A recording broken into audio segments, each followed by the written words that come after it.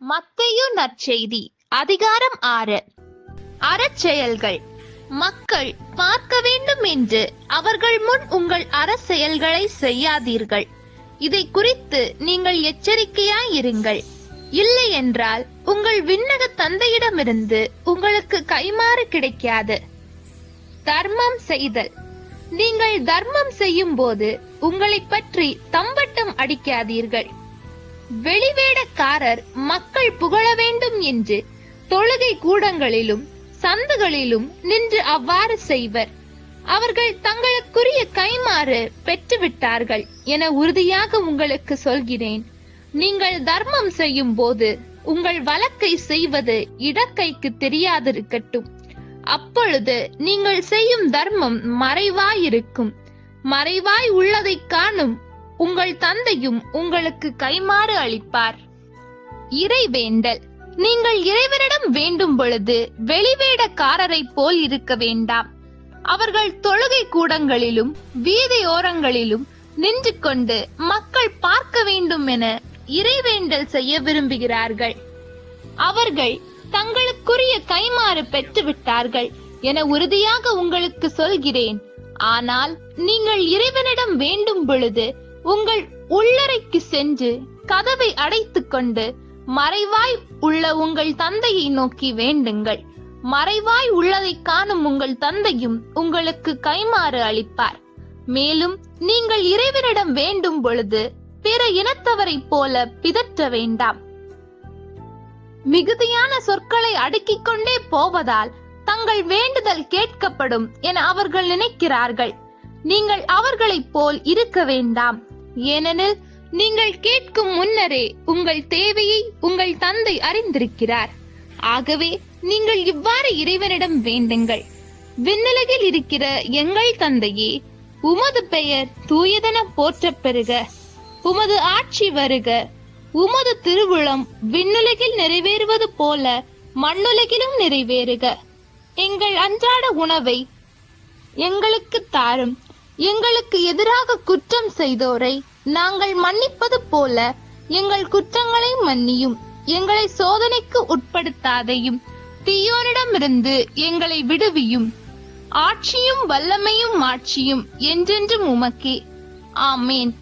மற்ற மனிதர் செய்யும் குற்றங்களை நீங்கள் மன்னிப்பீர்கள், ஆனால் உங்கள் விண்ணக தந்தையும் உங்களை மன்னிப்பார். மற்ற மனிதரை நீங்கள் மன்னிக்காவிடில் உங்கள் தந்தையும் உங்கள் குற்றங்களை மன்னிக்க மாட்டார். நோன்பிருந்தல். மேலும் நீங்கள் நோன்பிருக்கும் போது வெளிவேடக்காரரை போல முகவாட்டமாய் இருக்க வேண்டாம். தாங்கள் நோன்பிருப்பதை மக்கள் பார்க்க வேண்டும் என்றே அவர்கள் தங்கள் முகங்களை விகாரப்படுத்திக் கொள்கிறார்கள். அவர்கள் தங்களுக்குரிய கைமாறு பெற்றுவிட்டார்கள் என உறுதியாக உங்களுக்கு சொல்கிறேன். நீங்கள் நோன்பிருக்கும் போது உங்கள் தலையில் எண்ணெய் தேய்த்து முகத்தை கழுவுங்கள். அப்பொழுது நீங்கள் நோன்பு இருப்பது மனிதருக்கு தெரியாது. மாறாக மறைவாய் இருக்கிற உங்கள் தந்தைக்கு மட்டும் தெரியும்.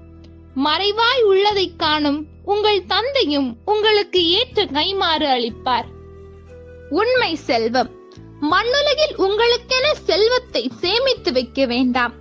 இங்கே பூச்சியும் துருவும் அழித்துவிடும். திருடரும் அதை கண்ணமிட்டு திருடுவர். ஆனால் விண்ணுலகில் உங்கள் செல்வத்தை சேமித்து வையுங்கள். அங்கே பூச்சியோ துருவோ அழிப்பதில்லை. திருடரும் கண்ணமிட்டு திருடுவதில்லை. உங்கள் செல்வம் எங்கு உள்ளதோ அங்கே உங்கள் உள்ளமும் இருக்கும். உடலுக்கு விளக்கு. கண்தான் உடலுக்கு விளக்கு. கண் நலமாயிருந்தால் உங்கள் உடல் முழுவதும் ஒளி பெற்றிருக்கும். அது கெட்டு போனால் உங்கள் உடல் முழுவதும் இருளாயிருக்கும். ஆக உங்களுக்கு ஒளி தர வேண்டியது இருளாயிருந்தால் இருள் எப்படி இருக்கும்? கடவுளா செல்வமா? எவரும் இரு தலைவர்களுக்கு பணிவிடை செய்ய முடியாது. ஏனெனில் ஒருவரை வெறுத்து மற்றவரிடம் அவர் அன்பு கொள்வார், அல்லது ஒருவரை சார்ந்து கொண்டு மற்றவரை புறக்கணிப்பார். நீங்கள் கடவுளுக்கும் செல்வத்துக்கும் பணிவிடை செய்ய முடியாது. கவலை வேண்டாம். ஆகவே நான் உங்களுக்கு சொல்கிறேன், உயிர் வாழ எதை உண்பது, எதை குடிப்பது என்றோ, உடலுக்கு எதை உடுத்துவது என்றோ நீங்கள் கவலை கொள்ளாதீர்கள். உணவை விட உயிரும் உடையை விட உடலும் உயர்ந்தவை அல்லவா? வானத்து பறவைகளை நோக்குங்கள், அவை விதைப்பதும் இல்லை, அறுப்பதும் இல்லை, களஞ்சியத்தில் சேர்த்து வைப்பதும் இல்லை. உங்கள் விண்ணக தந்தை அவற்றுக்கும் உணவு அளிக்கிறார். அவற்றை விட நீங்கள் மேலானவர்கள் அல்லவா? கவலைப்படுவதால் உங்களில் எவர் தமது உயரத்தோடு ஒரு முழம் கூட்ட முடியும்? உடைக்காக நீங்கள் ஏன் கவலைப்படுகிறீர்கள்? காட்டு மலர் செடிகள் எப்படி வளருகின்றன என கவனியுங்கள். அவை உழைப்பதும் இல்லை, நூற்பதும் இல்லை. ஆனால் சாலமோன் கூட தம் மேன்மையில் எல்லாம் அவற்றில் ஒன்றை போலவும் அணிந்திருந்ததில்லை என நான் உங்களுக்கு சொல்கிறேன்.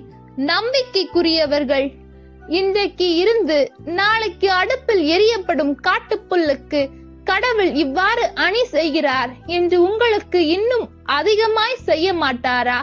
ஆகவே எதை உண்போம், எதை குடிப்போம், எதை அணிவோம் என கவலை கொள்ளாதீர்கள். ஏனெனில் பிற இனத்தவரை இவற்றையெல்லாம் நாடுவர்.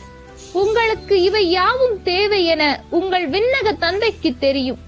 ஆகவே அனைத்திற்கும் மேலாக அவரது ஆட்சியையும் அவருக்கு ஏற்புடையவற்றையும் நாடுங்கள். அப்போது இவை அனைத்தும் உங்களுக்கு சேர்த்து கொடுக்கப்படும். ஆகையால் நாளைக்காக கவலைப்படாதீர்கள். ஏனெனில் நாளைய கவலையை போக்க நாளை வழி பிறக்கும். அந்தந்த நாளுக்கு அன்றன்றுள்ள தொல்லையே போதும். ஆண்டவரின் அருள்வாக்கு. இறைவா உமக்கு நன்றி. நாம்